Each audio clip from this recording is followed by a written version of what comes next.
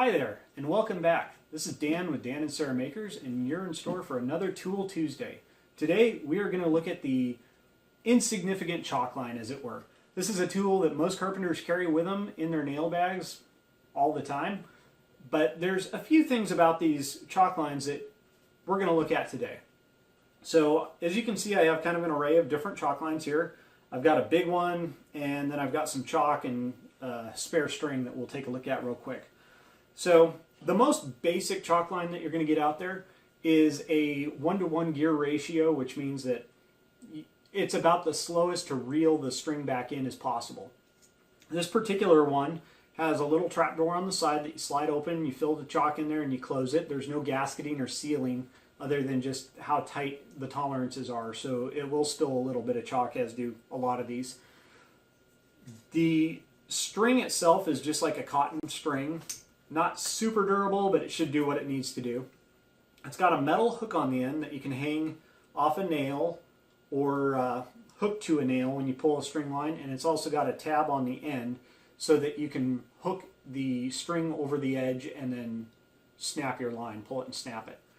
These chalk lines are capable of being used as plumb bobs, although that's not really that common to see.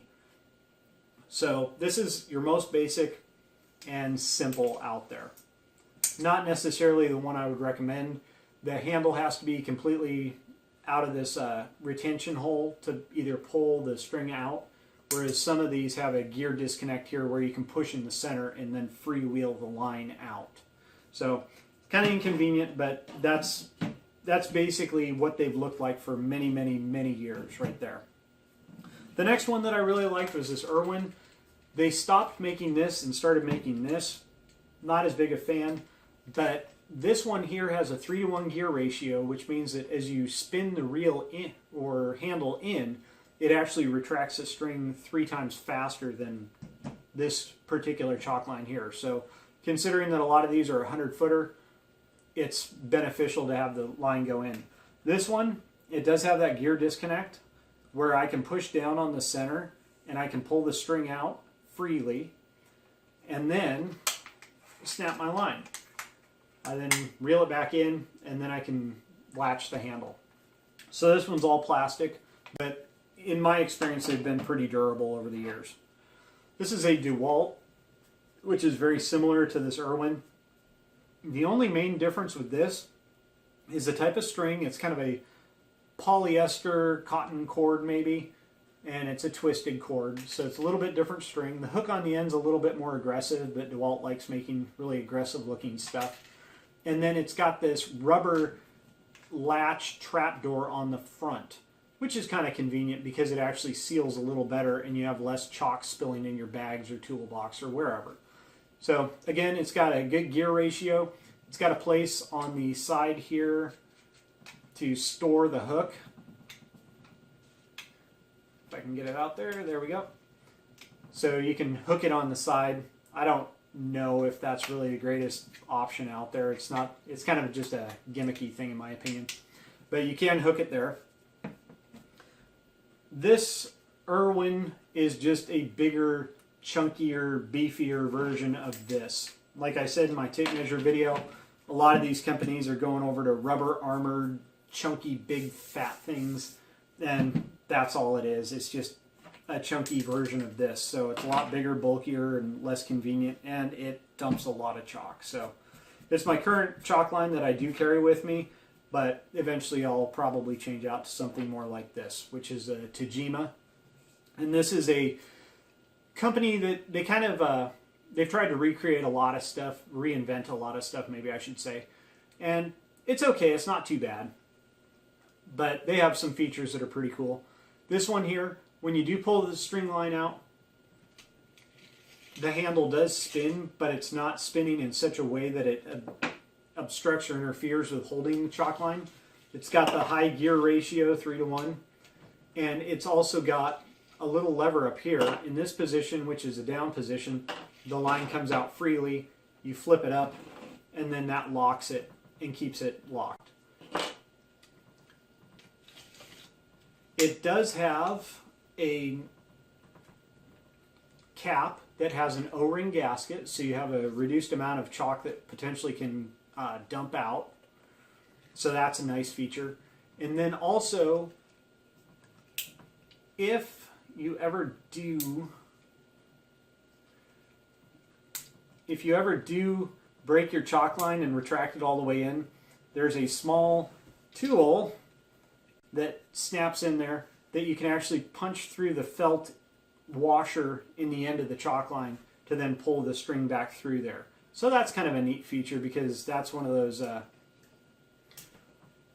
problems that make life kind of difficult.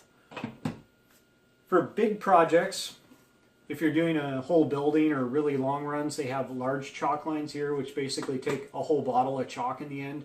They have a much more substantial string. They have a hook on the end for holding really well and pulling on there. And then they have a big handle. So they're just basically a standard chalk line on steroids. As far as chalk goes, there's kind of a standardized numbering system for how permanent that chalk is on whatever surface. If you're going to snap chalk lines on finished plywood, you want something that comes off quite easily and doesn't stain the wood or doesn't get stuck there and look bad. So the blues and lavenders, which is like a purple color, those are typically on the very low end of permanence. Reds and blacks are on the high end. So as you can see here, I have quite a bit of red.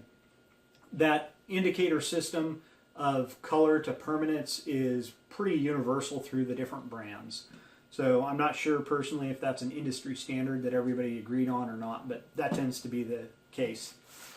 We also have a replacement chalk line, and I carry one of these in my tool bag. That was in my second Carpenter's professional tool video that I did.